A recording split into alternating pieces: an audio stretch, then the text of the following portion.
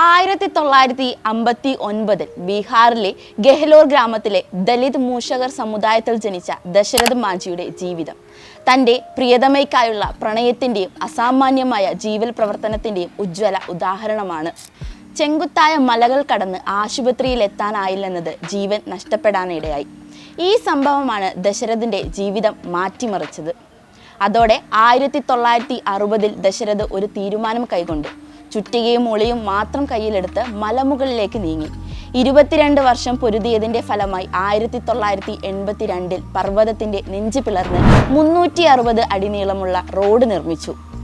തനിക്കു ചുറ്റും ഗ്രാമീണരുടെ പരിഹാസമുണ്ടായിരുന്നുവെങ്കിലും ദശരഥിൻ്റെ മനസ്സിനെ അത് തകർത്തില്ല. ഒരിക്കൽ പ്രാന്തൻ എന്ന് പറഞ്ഞ് റിസൾട്ട് വന്നപ്പോൾ അദ്ദേഹത്തെ ദ മൗണ്ടൻ മാൻ എന്ന് പുകഴ്ത്തി. ഗ്രാമത്തിൽ നിന്നും ടൗൺ വരെ എത്താനുള്ള ദൂരം 25 കിലോമീറ്ററിൽ നിന്ന് 13 കിലോമീറ്ററാക്കി കുറച്ചു. ഇന്ത്യൻ പ്രധാനമന്ത്രിയെയും രാഷ്ട്രപതിയെയും കാണാൻ ദശരഥ് ഡൽഹിയിലേക്ക് നടന്നുപോയിരുന്നു. എങ്കിലും സർക്കാരിൻ്റെ അടുത്തു നിന്ന് വേണ്ടത്ര പരിഗണനകൾ അയാൾക്ക് കിട്ടിയിരുന്നില്ല. 2007 അദ്ദേഹം അന്തരിച്ചു. സർക്കാർ ബഹുമതികളോടെ തന്നെ സംസ്കാരം നടന്നു. പിന്നീട് 2016 ഇന്ത്യൻ പോസ്റ്റ് മാഞ്ചിയെ ഉൾപ്പെടുത്തി ഒരു തപാൽ സ്റ്റാമ്പും പുറത്തിറക്കി. ഇച്ഛാശക്തിയുണ്ടെങ്കിൽ അസാധ്യമായതായിട്ട് ഒന്നും തന്നെയില്ല എന്നൊരു പാഠം ദശരഥ് മാഞ്ചിയുടെ ജീവിതം നമ്മുടെ മനസ്സിലേക്ക് നൽകുന്നുണ്ട്. ദശരഥിൻ്റെ ജീവിതം സിനിമയായും ഡോക്യുമെൻ്ററിയായും അറിയപ്പെടാൻ തുടങ്ങി. 2015 പുറത്തിറങ്ങിയ മാഞ്ചി ദ മൗണ്ടൻ മാൻ എന്ന ഹിന്ദി ചിത്രം മാഞ്ചിയുടെ ജീവിത കഥയാണ്. കെതൻ മേത്തയാണ് ചിത്രം സംവിധാനം ചെയ്തത്. 2015 ഓഗസ്റ്റ് 21 സിനിമ ലോകമെമ്പാടും പ്രദർശിപ്പിച്ചു. റിലീസിന് മുമ്പായി 2015 ഓഗസ്റ്റ് 10 ചിത്രത്തിന്റെ പ്രിവ്യൂ കോപ്പി വെബിൽ ചോർന്നിരുന്നു. ബാന്ദ്ര കുർല കോംപ്ലക്സിലെ സൈബർ പോലീസ് ചിലരെ അറസ്റ്റ് രജിസ്റ്റർ ചെയ്തിരുന്നു. ബീഹാർ സർക്കാർ ജൂലൈ 30 ഈ സിനിമയെ നികുതിയില്ലാത്ത സിനിമയായും പ്രഖ്യാപിക്കുകയും ചെയ്തു.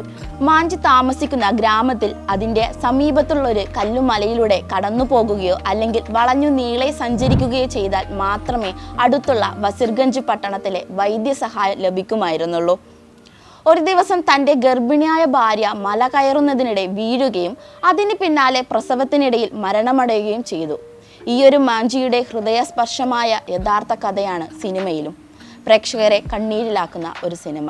52 വർഷം കഴിഞ്ഞാണ് ഗഹ്ലോറിലേക്ക് സർക്കാരിൻ്റെ നിരപ്പുള്ള റോഡ് നിർമ്മിക്കപ്പെട്ടത്. അതും മാഞ്ചി മരിച്ചതിന് 4 വർഷങ്ങൾ കഴിഞ്ഞ്.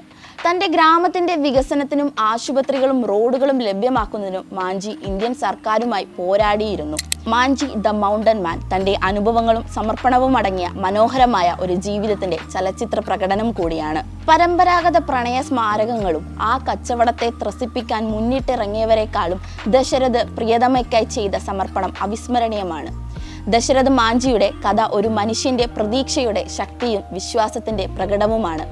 അദ്ദേഹത്തിൻ്റെ ദാരിദ്ര്യം, പരിശ്രമം, സ്നേഹം ഒടുവിലൊരു സമൂഹത്തിൻ്റെ അഭിമാനമായി തീർന്ന മഹാജീവചരിത്രമാണ്.